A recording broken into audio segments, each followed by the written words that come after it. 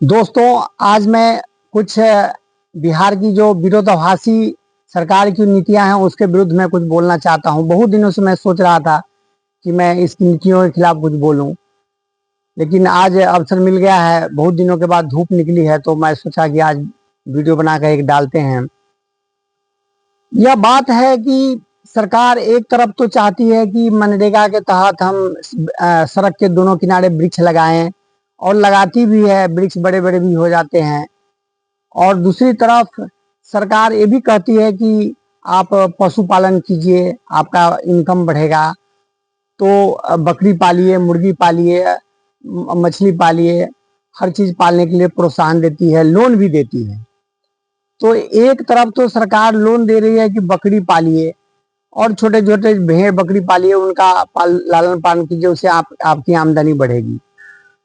और मनरेगा में वृक्ष लगा रहे हैं, और जो पालने वाले वो नितांत गरीब हैं, उनके पास जमीन नहीं है, जायदाद नहीं है, और वह बकरी को खिलाएंगे क्या। तो उनके पास एक ही बचता है उपाय कि सरकार जो रोड पर जो वृक्ष लगा रखे हैं उन्हीं के पेड़ ऊपर चढ़ करके उन पत्तों को काटे, और काट काट करके उन बकरियों को खिलाए और जिंदा रखे। अभी मैंने अपने व्यक्तिगत अनुभव से बता रहा हूँ, मेरे घर के सामने बहुत सारे मनरेगा के अंतर्गत पेड़ पौधे लगाए गए थे। वो सारे पेड़ पौधे ठूठ खड़े हैं, हवा में उनके स्केलेटन खड़ा है, उन पर एक भी पत्ते नहीं है, सारे पत्ते काट काट करके बकरी वालों ने खिला दिया। और वह पेड़ प्रति वर्ष उनके पत्ते काटे जाते हैं, और प्रति वर्ष वो 2 4 10 पेड़ प्रति वर्ष सूख रहे हैं, और निरंतर सूखता ही चला जा रहा है। अभी मैं उसका फोटो खींच कर भेजूं, आपको डालूं इस पर, तब पता चलेगा कि वह कैसे पेड़ ठूठ खड़े हैं। आप देख करके अचंभित हो जाएंगे कि सरकार ने इतने पेड़ लगवाए थे, अब मुश्किल से 2 4 बच गए हैं, और उसको भी निरंतर काटता जा रहा है, और उसको भी निरंतर लोग सुखाते जा रहे हैं। तो हमें यह समझ नहीं आता है कि ये सरकार चाहती तो क्या चाहती है। एक तरफ तो चाहती है कि आप बकरी पालें, सब पालें और आमदनी बढ़ाएं, दूसरे तरफ आप ये भी चाहते हो कि पर्यावरण का नुकसान ना हो, जलवायु परिवर्तन से हम बचें। तो यह दो विरोधाभासी चीजें कैसे संभव है।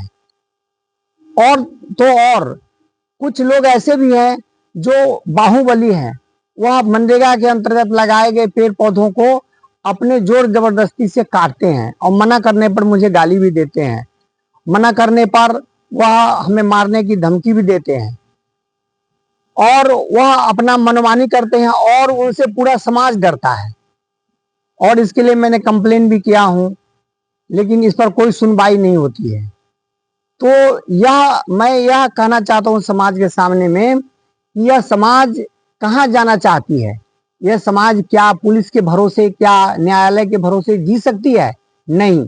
मेरा कहना है कि न पुलिस आपको सुरक्षा दे सकती है, और न न्यायालय सुरक्षा दे सकती है। कब तक सुरक्षा दे सकती है?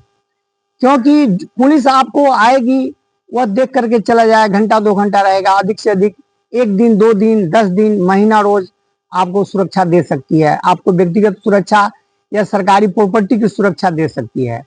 न्यायालय किसी को जेल में डाल करके और उसको सजा दे करके समाज को सुधारने की कोशिश करेगा, लेकिन कितने लोगों को जेल में डालेगा, कितने लोगों को वह सजा देगा, और कितने मुकदमों का निष्पादन होगा। आज न्यायालय की ये व्यवस्था है कि वहां मुकदमों का अंबार लगा हुआ है, और मुकदमों का निपटारा नहीं हो पा रहा है, जिसके वजह से न्यायालय व्यवस्था एकदम चरमरा गई है। और लोग, जनता में हाहाकार मचा हुआ है कि न्यायालय के पास गुहार लेके जाते हैं, और वहां पर तो चुसाने के अलावा कोई न्याय की व्यवस्था ही नहीं है। Justice delayed is justice denied, यह एक कहावत है। जिस न्याय में विलंब हो वो न्याय ही नहीं है। इसीलिए मैं चाहूंगा कि यह जनता जगे, बिहार की जनता जगे, अपने देश की जनता जगे। जब तक आम जनता में जागरूकता नहीं पैदा होगी, आम जनता सत्य के पक्ष में नहीं खड़ा होगी, तब तक यह समाज नहीं सुधरने वाला है। कोई भी पुलिस प्रशासन, कोई भी तंत्र, कोई भी न्यायालय नहीं सुधार सकता है इसको। इस समाज को सुधरना अगर है तो समाज स्वयं ही सुधरेगी। एक एक आदमी को सुधरना पड़ेगा, सत्य के रास्ते पर आना पड़ेगा, स्वयं सत्य के रास्ते पर चलेगा, तभी ये समाज सुधर पाएगा। इसके लिए बहुत बहुत जरूरी है कि आध्यात्म जीवन में आए, धर्म जीवन में आए, ईमान जीवन में आए, सत्य जीवन में आए, मनुष्य आत्मनिष्ठ हो, सत्यनिष्ठ हो, एक निष्ठ हो, तभी यह संभव है। और इसके लिए बहुत बहुत जरूरी है कि आप लोग आचार्य प्रशांत से जुड़े। मैं भी उनसे जुड़ा हूं और तभी मुझमें वो साहस है कि मैं आप लोगों के समक्ष इतनी बुलंदी से इन विरोधाभासी चीजों को समाज के पटल पर रखने के लिए प्रस्तुत हूं। इसी के साथ जय हिंद, जय भारत।